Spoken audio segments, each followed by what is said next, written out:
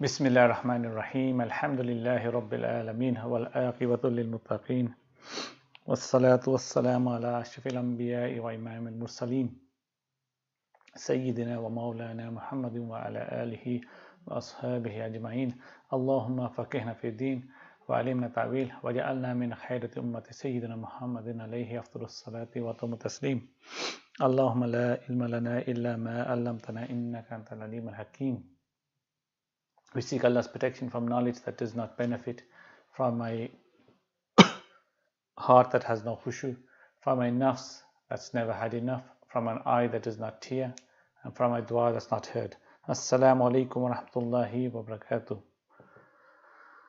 Inshallah, we continue with the Seerah of the Prophet ﷺ, the biography of the Prophet ﷺ, and lessons that we can learn from it. As we have been doing recently, we start off by remembering those that have passed away and those that are suffering in Palestine. We ask that we continue to remind ourselves and remind others that continue to make dua for them, the bare minimum we can do. If there is any assistance, any charity work, etc., that people can do, then please do so, because alhamdulillah, people have continued. It's like a case of you get this thing of, things are just going to die down, it's going to be normal now. You just hear X amount of people being martyred, and then it's just kind of, there's not much of an impact. Let's get on with our lives. But people have continued to speak up, not forget about it all. So inshallah, Allah subhanahu wa ta'ala give us the tawfiq to continue to do that. And Allah Ta'ala make it easy for them, truly make it easy for them. I mean, we mentioned Palestine, where obviously you have Masjid al-Aqsa, and an event, one of those miraculous events that takes place, according to a lot of scholars, the stronger position of 27th Rajab, which is what, so Wednesday night, or I suppose after Maghrib, or Thursday during the day, it's 27th Rajab, and it's the night journey and ascension, Isra wa Miraj. The Prophet ﷺ night journey going from where he was in Mecca. So this was, obviously we've covered this, and for those that want to go and listen to it in detail, watch it in detail, if you go on the channel, there's the night journey will be there, the class we did on the night journey. Okay, so the Prophet ﷺ traveled from Mecca to Masjid al-Aqsa, okay, on the Buraq, and then obviously various events where he led all the prophets, he led them in prayer. Okay, that's why the Prophet ﷺ is known as the Imam of the Anbiya. Okay, Imam al-Anbiya, Imam of the prophets. Okay, because he led them in prayer. And obviously a lot of events take place even leading up to there, and we've covered the virtues of Masjid al-Aqsa as well, within the Seerah, right near the start. But yeah, you have the night journey, then you have the ascension, going through the different heavens, meeting the different prophets, Prophet Adam alayhi salam, Prophet Idris alayhi salam, Prophet Yusuf, Prophet Isa and his cousin Yahya, Prophet Ibrahim alayhi salam, Prophet Musa, all of these, and then meeting Allah subhanahu wa ta'ala. Okay, and it is, like I said, it's a miraculous event. The scholars say, look, the most miraculous, considering after maybe you have the Quran, the most miraculous, but after that then you have this, meeting Allah subhanahu wa ta'ala, and everyone should know about it. We speak about superheroes, etc., these stories, but this is real life, superhero events that took place. So we should inform our kids of the events, what happened,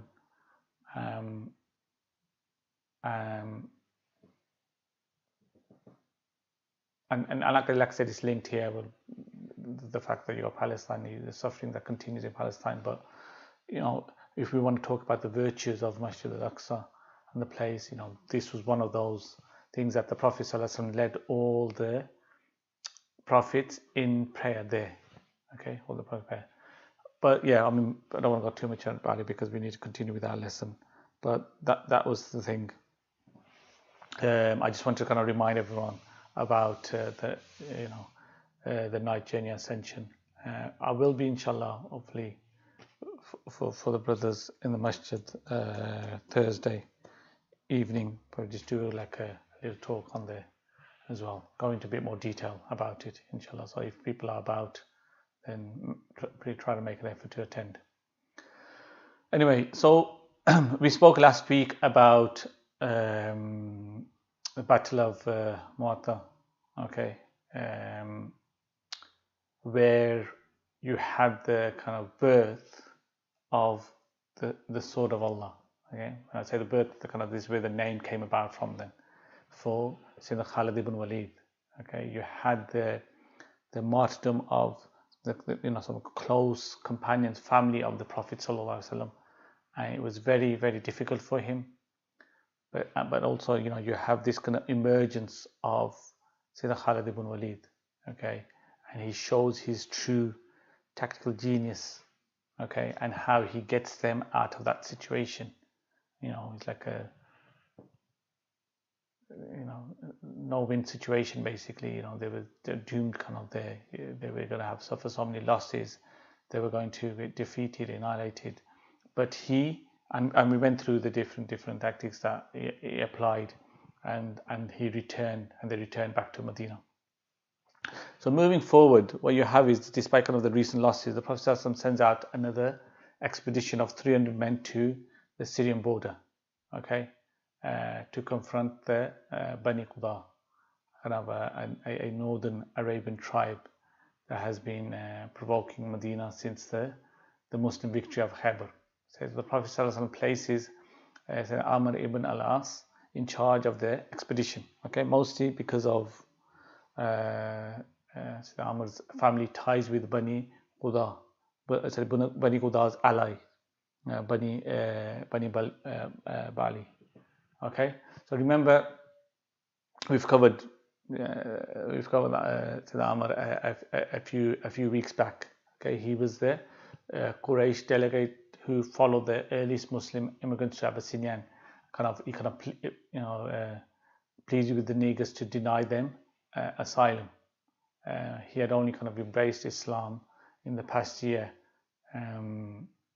after the Negus kind of had refused his request for asylum from the Prophet ﷺ. And again, we went through that, so I won't cover that. Sorry, it's only recent as well, so you guys will remember that.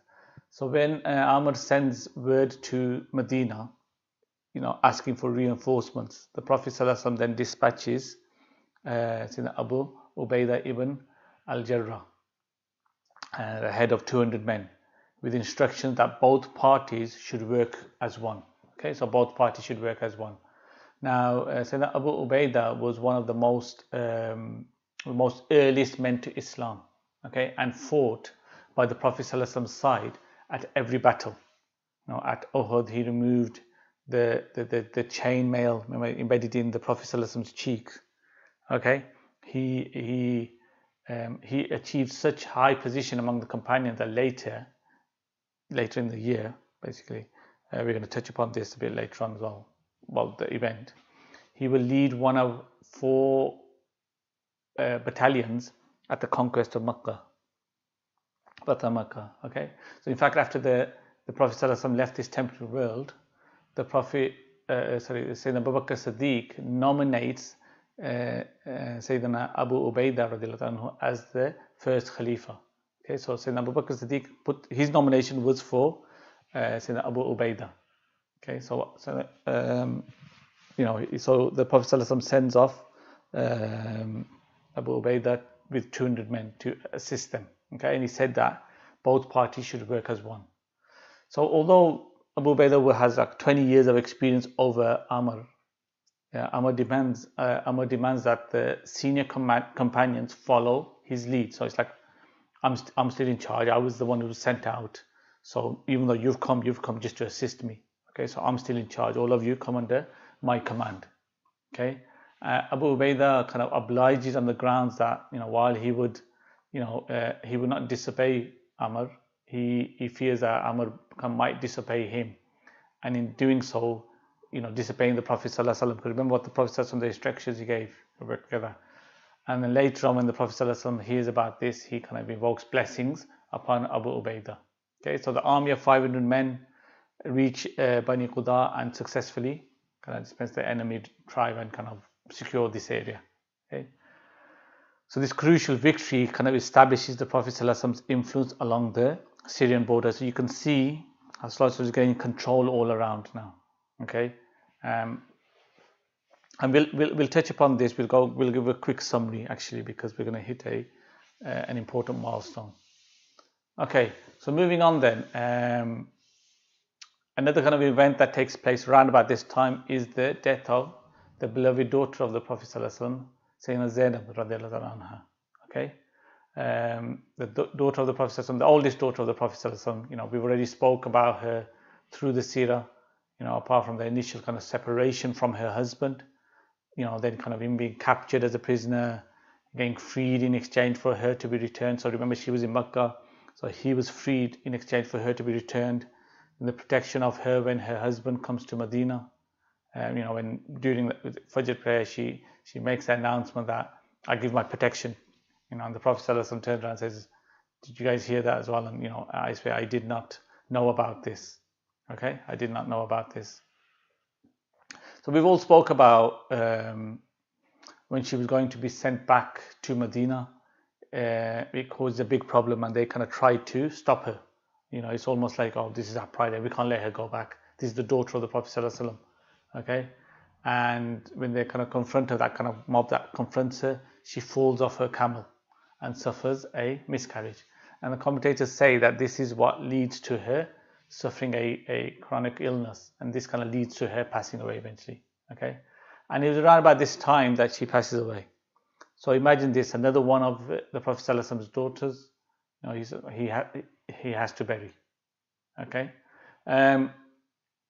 so it was what 1 year since she finally kind of reunites with her husband.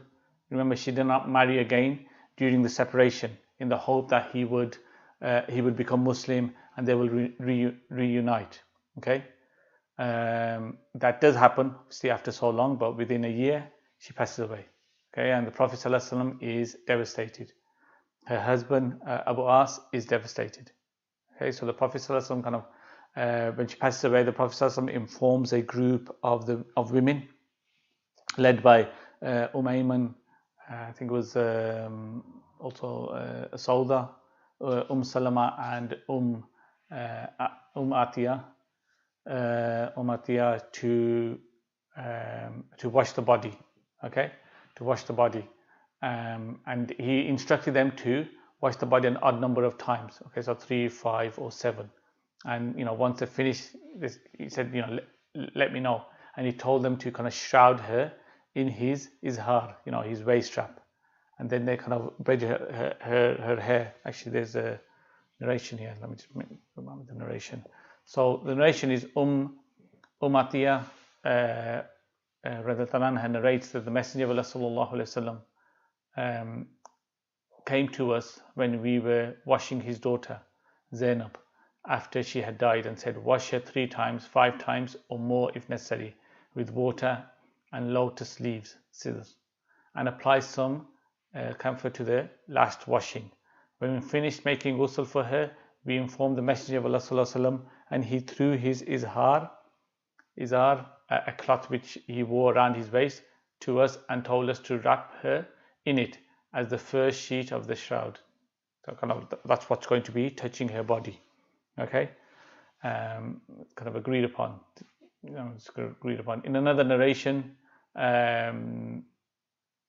it's basically start by washing the organs on the right and those parts that are washed in ablution. In the narration of Al-Bukhari, okay, so we, in the narration, it's basically we braided her hair in 3 braids and made them fall at her back. Okay, so this is the narration given about that.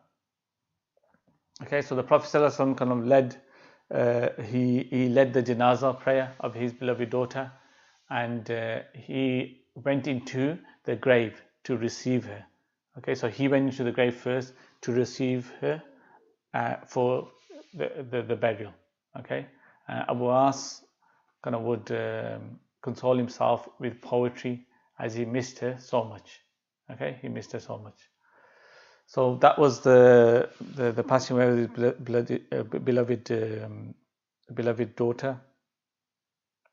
And you can imagine how much pain the Prophet ﷺ must be going through. Okay, how much he must be going through. But anyway, let's continue on. What we do now is what we're approaching now is what is kind of the first of three climax of the life of the Prophet ﷺ. Okay, so the great narrative of the life of the Prophet ﷺ is coming to a climax, and that climax is the Fatah Makkah. Okay. And because we're reaching such a kind of, so this is kind of the political climax of the Seerah, it's at the point of the conquest of Mecca, that, to all intents and purposes, there's more stuff that's going to happen, but to all intents and purposes, Islam has prevailed over the Arabian Peninsula, okay? So because we're approaching this kind of, this massive highlight kind of thing, this is climax point, and you'll see, and I'll talk more and more about it, and how it's amazing actually, because you always have it in these stories and the way the movies have it, but this is but this is real life, how the Prophet ﷺ then returns and the way he returns, etc., to Mecca. So we'll cover that. But let's give a brief recap, so we just, it's fresh in our mind to understand where we were, where we're at the moment, okay? So over the last few years, the Prophet ﷺ and the Muhajirin are exiled, okay, persecuted, often fleeing from Mecca, their homeland, to, they flee to Medina. Medina has welcomed them, accepted them. The city of Yathrib has changed its name to Madinatun Nabi, or Taiba. Okay, Taiba, because right, this is what the Prophet ﷺ said. He says, don't call her Yathrib. It means a place of kind of pestilence, a place of disease. She's pure Taiba. Okay, so although Taiba is the name that the Prophet ﷺ gave to the town that he arrived at, the name that has become famous for is Madinatun Nabi, which means city of the Prophet. Okay, it's interesting, I suppose, to reflect on this, because as our teacher mentioned that at this point as well, you got look, many cities were and have been named after their leaders. Okay, so you got Rome is an example. Rome was named after its mythical founders, Romulus and Remus. Okay, Constantinople is the city of Constantine. Alexandria is the city of Alexander, and so forth. Okay, so there are many places like this, but I'm not aware of a city that is named after the function of something. Okay, so it wasn't called Medina, Medina to Muhammad, okay, or Medina to Ahmad. Okay, it was called Madinatun Nabi, the city of the one who was sent by God with a message to mankind.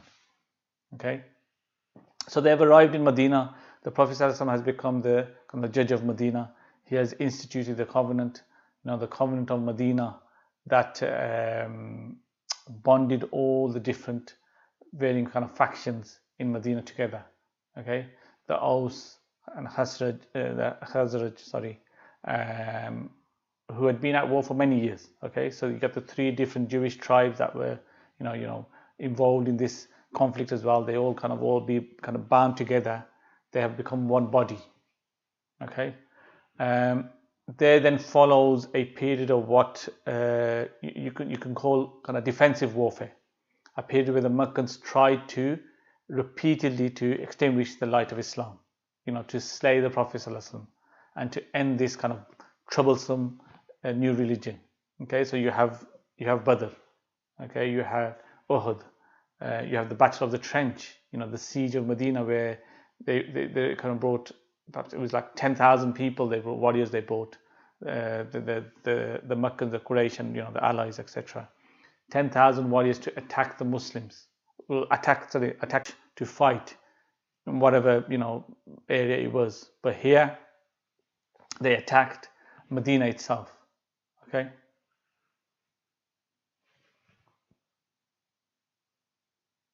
Sorry, I think it keeps freezing a lot today. I want to make sure. Anyway, so here they attacked Medina itself. Okay.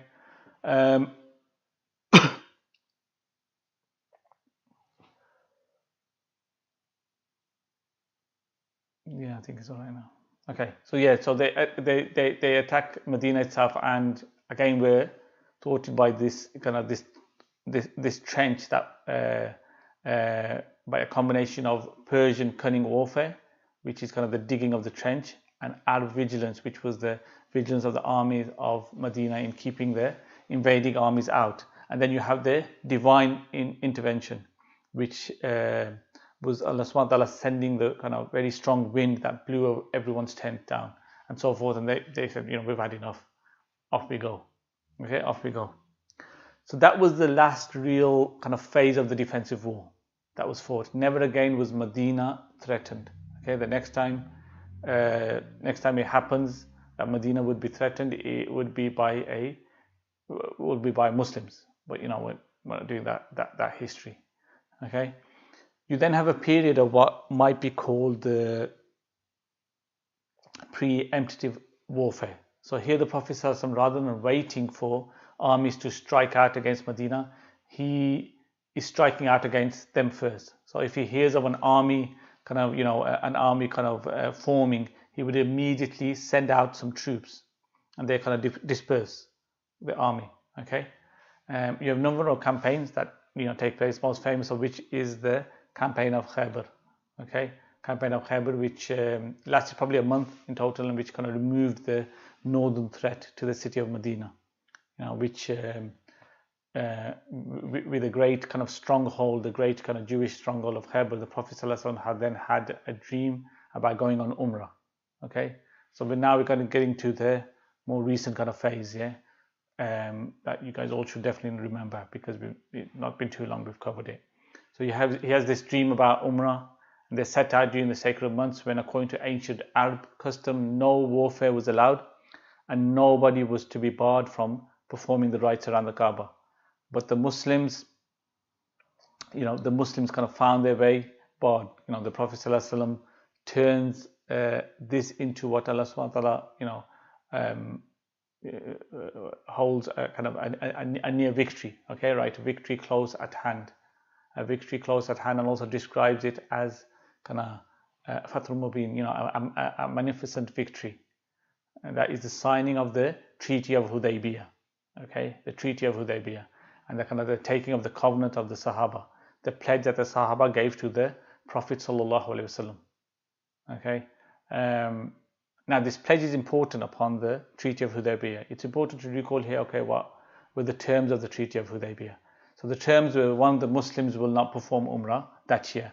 So this was, and subhanAllah, it's amazing here, because obviously they regretted this later, but the Quraysh, it was like about their pride. There's no chance we can allow him. We've just been fighting him for a month.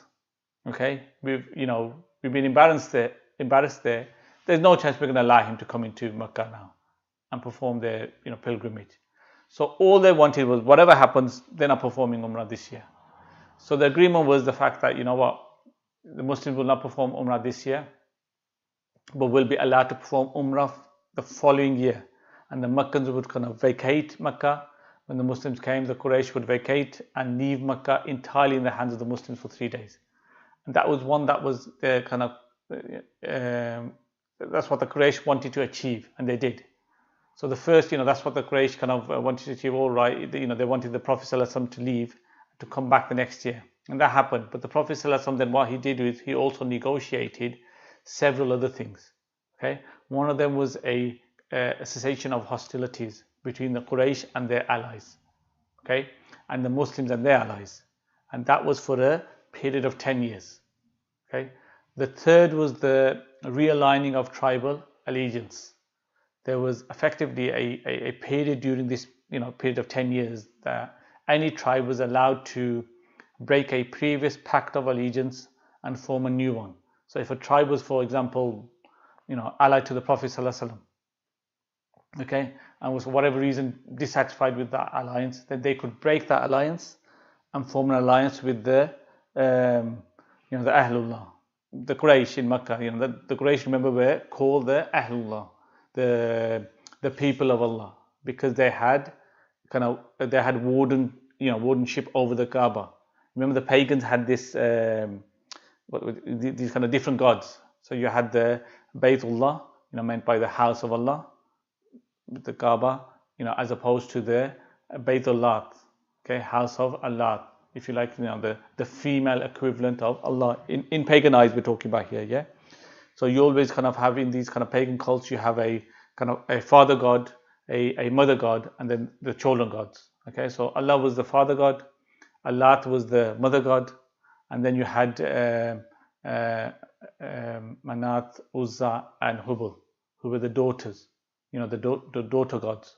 Okay, and that's how the pagan kind of cosmology worked. Okay, so you've got the temple of Allah in Makkah, you've got the temple of Allah in Taif. It's kind of it's relatively close. You've got the temple of Al-Uzza in a place called Nakhla, which is about a day from Makkah. So you got these kind of various temples dotted around. The greatest of those, of course, the Kaaba, the house of Allah. The wardens of Kaaba were the Quraysh. Hence, the Quraysh were the Ahlullah. They were known in Arabia as the people of Allah. But the wisdom here is that actually, the wisdom for their being named the Ahlullah in reality was Rasulullah would come from them. Okay, the Prophet ﷺ would come from them. So what happens is that then tribes can decide that they want to break this alliance and make an alliance with somebody else. Okay, so it allows for this realigning of politics. What you find is this period. This is exactly what happened. There's a number of these tribes. They broke their alliance with the Quraysh, and they kind of joined up with the Prophet ﷺ. And one of those tribes was the tribe of Huzza, okay, who lived around Makkah. And actually, Hudaybiya is the land of the tribe of Huzza, and that's where the treaty was signed. And the tribe of Huzza, having seen some of the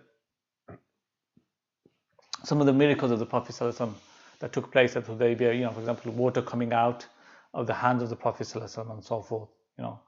That tribe, as immediately upon the seeing of that signing the treaty of Hudaybiya, they broke its alliance with the Quraysh and formed an alliance with the Prophet. So do you remember they were taking care of the Muslims kind of when they were camped there, and obviously seeing all these miracles in the hands of the Prophet ﷺ as well. After they had their opportunity, they broke an alliance with the Quraysh and joined the Prophet ﷺ. Okay, so now what happens is that the tribe of Huzza had a long-standing feud with the tribe of Bakr, and this kind of becomes important, which I'll mention what today's lesson was meant to be about, if we get to it. So what happens is over the next year, or next kind of 18 months, whatever, the Muslims are kind of growing from strength to strength. Okay, the Muslims are now seen no longer in this period of 6 years from the flight of Makkah, or the hijrah from Makkah to the signing of Hudaybiya. The Muslims have gone from a persecuted minority to kind of refugees in a foreign land to a military power, to a political power on par with the established powers of Arabia. And who are the established powers of Arabia? The Quraysh and in Taif the Banu Thaqifa. Okay, these are the great powers of Arabia. Okay, so this is what happens now. What happens is that next kind of 18 months or so, more kind of bonds are formed, more tribes join in. Okay, so the Prophet ﷺ the next year goes for the Umrah, as agreed. Goes for Umrah. The Muslims, 2,000 Muslims encamped around the Haram. They perform the rites of Umrah.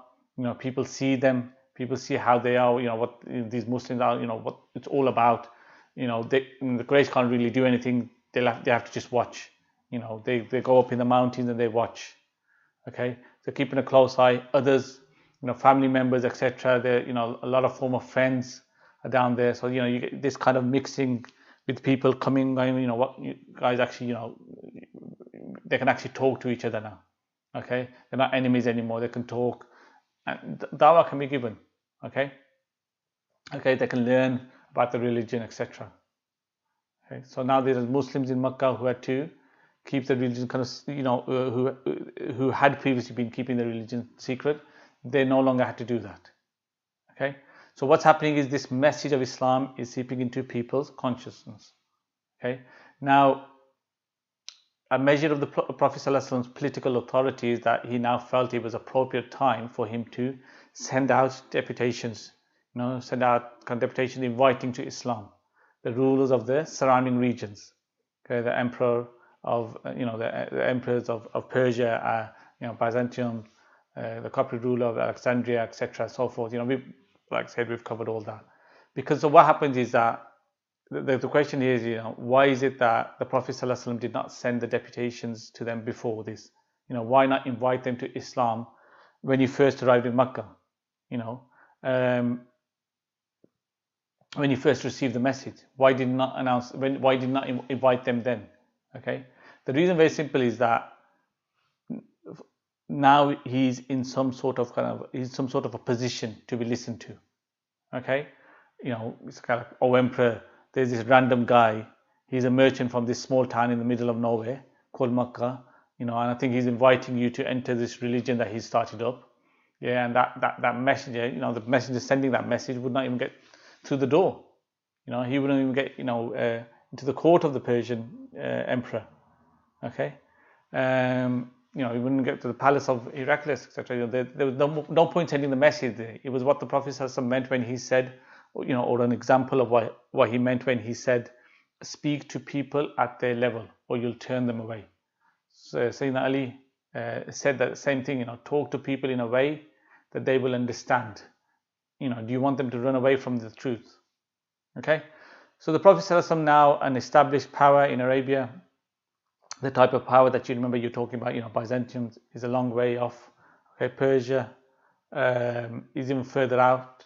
Okay, so the Prophet ﷺ understands that although the message that he's coming with is the single most important message, that's ever come to earth, the fact of the matter is that to the court of the Byzantine king, this is a kind of minor tribal dispute that's occurring very, very far away. So why would they be interested in it? Okay, so the Prophet ﷺ kind of reaches a point where he is now like some kind of the client regime, some of the client regimes that surround the border of Byzantium, Persia, etc. Some of these kings, the level of political authority now, he feels that yes, he can send out a message. Okay, so that's what he does. Alright. So coming back then actually to today's lesson, which amazingly we've got about 10 minutes to cover. So many of the Arab tribes that have allied with the Muslims, and by Shaban of the 8th year of the Hijrah, the Muslims have kind of become a formidable power. Okay, they have a treaty with the Meccan. To the south, they have quelled the Najdi tribes to the east. They have conquered Khyber to the north, and to the west there's only the sea anyway. Okay, so many of these surrounding tribes have either converted to Islam or allied with the Muslims.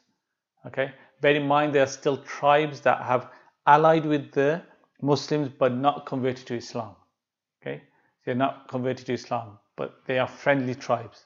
They're not hostile to Islam, and hence the Prophet ﷺ left them. Let them be. So the Muslims now have the power to kind of defeat the Quraysh, and in fact, some of the companions. This is what happens. They kind of approaching the Prophet ﷺ, and they say to him, that there's no point of us kind of, staying under this contract or this treaty. Look how powerful we are now. Let's go on, let's take them down. Let's enter Makkah. No one can stop us. Okay, no one can stop us. However, the Prophet ﷺ refused. Okay, he said he's not going to break the treaty. Okay, their kind of thing was that, look, they stopped us from performing Umrah, so they went against custom, etc. Anyway, so this treaty is meaningless. The treaty should not have taken place in the first place. because the fact that they stopped us from performing it's against tradition. But like I said, the Prophet ﷺ refused, and he said, no, we have given our word, we'll stick to our word. Okay. So now it's what happens, because this is clearly it doesn't last for 10 years. Okay. So nearly a year and a half after the Treaty of Hudaybiya was signed, several men from the tribe of Bakr, with the help of a few men from Quraysh, attack Bani Khuzah. Okay, Bani Bakr was an ally of Quraysh, and they attack on Khuzal break the terms of the treaty. So recall that Bani Khuzah had taken care of the Muslims. Remember I mentioned this earlier, as pilgrims at Hudaybiya. When the rival tribe Bani Bakr allied themselves with the Quraysh, so the Khuzah renewed their ties with the Prophet ﷺ. Bani Khuzah had an ongoing feud with Bani Bakr, which kind of accumulated with this last attack. What actually happens is then, once this attack takes place, so it's kind of breaking the treaty, Abu Sufyan rushes to Medina to undo the damage. But when he arrives, the Prophet ﷺ refuses to negotiate with him. Let's kind of look at what Martin Lings mentions here.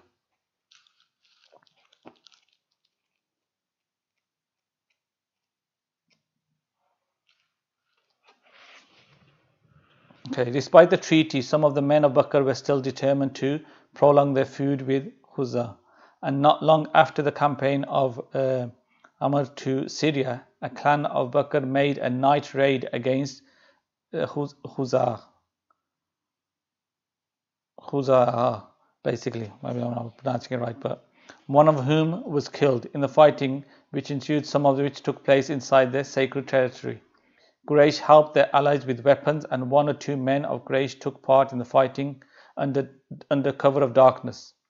But the Bani Ka'b of Khuza'ah immediately sent a deputation to Medina to inform the Prophet ﷺ of what had happened and to ask for his help. That there is a kind of narration.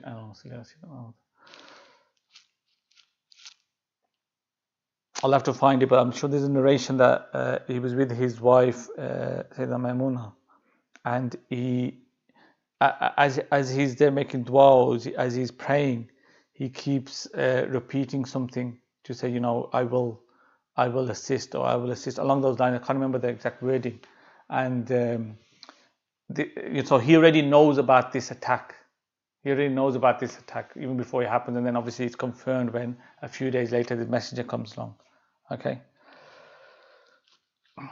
When they had gone, he went to Sayyidah Aisha, who could see from his face that he was in great anger. He asked for some water to perform his ablution, and she heard him say, as he poured it over himself, "May I not be helped if I help not the sons of Ka'b." Meantime, the Meccans were exceedingly troubled as to the possible consequences of what had happened. They knew as well, they know the strength of the Muslims. Okay, this treaty is what was keeping things under control now. Now that the tables have turned now. Okay, the tables have turned.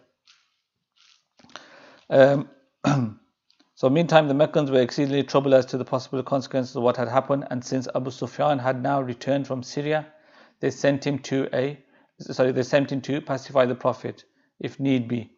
On his way, he met the men of Khuza'ah returning home, and he feared he was too late. His fears were increased by the inscrutable demeanor of the Prophet ﷺ.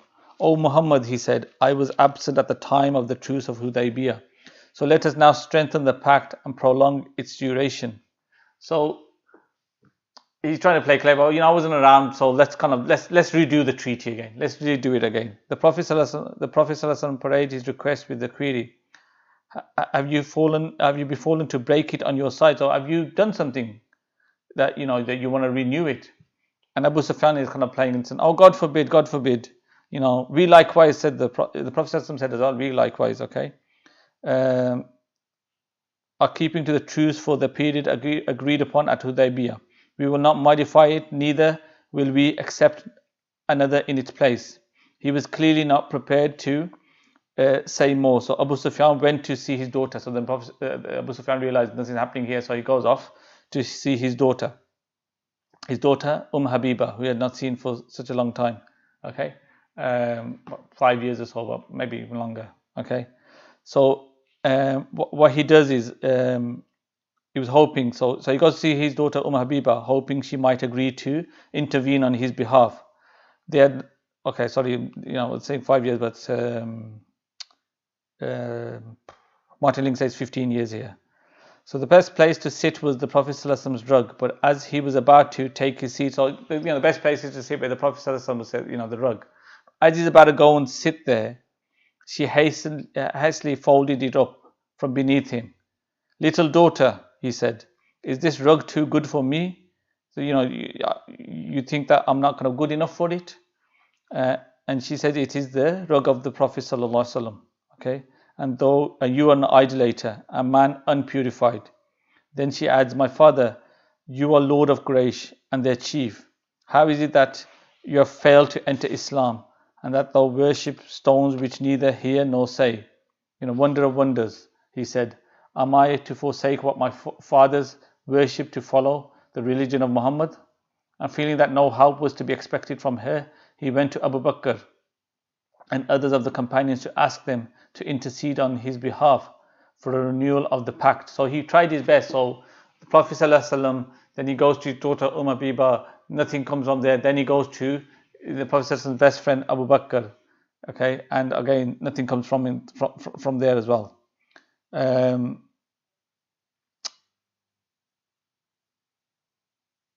others of the companions to ask them to intercede on his behalf for a renewal of the pact. For he was now sure, although the Prophet ﷺ had not said, that he considered the pact to have been abrogated by the recent fighting. So he can understood that this is it now. So he wanted to renew the pact quickly. But it would serve the same purpose as a renewal of the pact, that is, it would prevent bloodshed. If some man of influence would grant a general protection between man and man, and so the Abu Sufyan suggested this alternative to Abu Bakr, but he merely answered, I grant protection only within the scope of protection granted by the Messenger of God. Okay. Others replied much the same, and finally Abu Sufyan went to the house of Sayyidina Ali, so trying everyone possible, and then he goes to Sayyidina Ali, making much of their kingship, for they were both great grandsons of the two brothers Hashim and Abdul Shams. But Sayyidina Ali said, alas for thee, Abu Sufyan, the Messenger of God has resolved not to grant thy request, and none can speak to him in favor of a thing when obviously, and then there's a bit more kind of narrations, etc. So that Ali kind of shuts him up. Okay, so this is the situation. Okay, this is the situation. This attack's taken place. Okay, the attack's taken place. I'm just trying to think here. Yes, the attack's taken place, and it's broken the treaty. Okay, the treaty's broken. There's no longer a treaty in place now. So the Prophet ﷺ has to respond as well, because a tribe allied with him. It's like, okay, so the point where your alliance is there is that you're kind of taking responsibility as protection. So the Prophet ﷺ this is a state. Okay, you're responsible for us. Okay, if something wrong happens to us, you have to intervene, you give justice. Okay, and so this is what needs to happen. And then the Quraysh, they realize this, that that's why Abu Sufyan wishes to try to rectify this. Okay, but the Prophet is not having any of it. Okay, the Prophet is not having any of it. So no longer the kind of the banned by the treaty. The Prophet quietly instructs Sayyidina Abu Bakr Siddiq to prepare for an attack on the Quraysh, but he doesn't tell anyone else. Okay, he doesn't tell anyone. When the kind of word kind of spreads around a bit, when Hatib ibn Amr, a companion who fought at Badr, hears the news, word kind of going around, he sends a message to his son in Mecca to warn the Quraysh about the approaching army. Okay, so this is like another incident that takes place. So his son is still in Mecca, and he's thinking about his son. So he sends a letter that the Muslims are going to attack Mecca. So the army is going to be approaching. Beware. Now Hatib ibn Umar is the brother of Suhail ibn Amr, clan chief of Amir.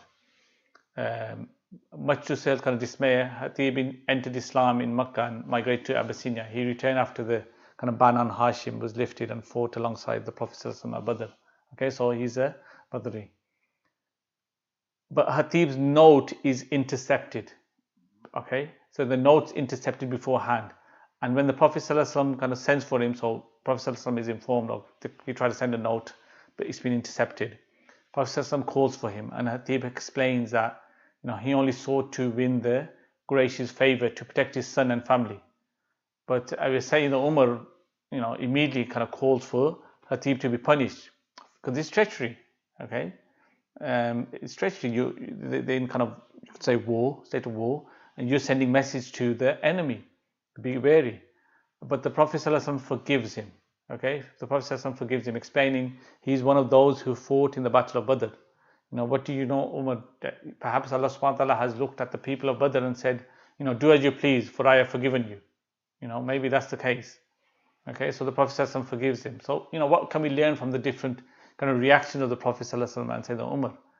For Sayyidina Umar, this is unacceptable. Within reason here, basically, because this is war. And this is treachery, and a treason is punishable by death during war. The wisdom here is that for people who have done great good in the past, you should often overlook something that occurs to them. So that's the other side of things, that they've done such great good. Sometimes you should overlook something that occurs. Sometimes you should overlook that. Okay. So every kind of every steed will trip. Okay, and every kind of sword has some cut in it. Okay, and this is the nature of human beings. They're going to make mistakes, and if people are generally good, if the kind of basic material there is good, then you should have the magnanimity in your character to overlook their faults. Okay, and this was an enormity that was not an insignificant thing, but the Prophet ﷺ believed that he was speaking the truth. Okay. Another very important lesson is that you don't kind of condemn people until you understand their motives. So this is something a qari, a judge, has to do. In other words, when a situation occurs, you always want to understand the motive behind person's actions. Okay, and that's really important. Okay, so the Prophet ﷺ asked Atib what the motive was, and he told him, and the Prophet ﷺ said, he has spoken the truth. Okay, he has spoken the truth. So what also happens is, accompanied by Prophet ﷺ was accompanied by his wives Salama and Maimuna. Actually, you know what we'll do, because then we're kind of going into now. Okay, going forward now. So we've touched upon like the treaty, breaking of the treaty. Okay, now it's about what are the consequences of that. What's going to happen? What are the Muslims going to do? Why is the Prophet ﷺ going to command? Okay, what's going to happen? And like I said, this is one of the kind of the climaxes of the Seerah. Okay, and a really important phase of the Seerah. And unfortunately, when we're talking about climaxes, it kind of means that we're getting close to the end of the Seerah. Okay, but so let's see how long it takes. But if I carry on with the way I'm, giving my summaries, then we're probably going to end up taking a lot longer than we should. But inshallah, next week I'll be more disciplined in terms of to the point to move forward. But we'll continue now, and it's all about kind of leading up to this conquest of Makkah, inshallah. So from next week we'll kind of move on from there. Okay, inshallah that's been useful. We leave it at that then. وصلى الله على سيدنا مولانا محمد وعلى آله وصحبه وسلم عليه سبحان ربك رب العزة عما يصفون وسلام على المرسلين والحمد لله رب العالمين برحمتك يا أرحم الراحمين.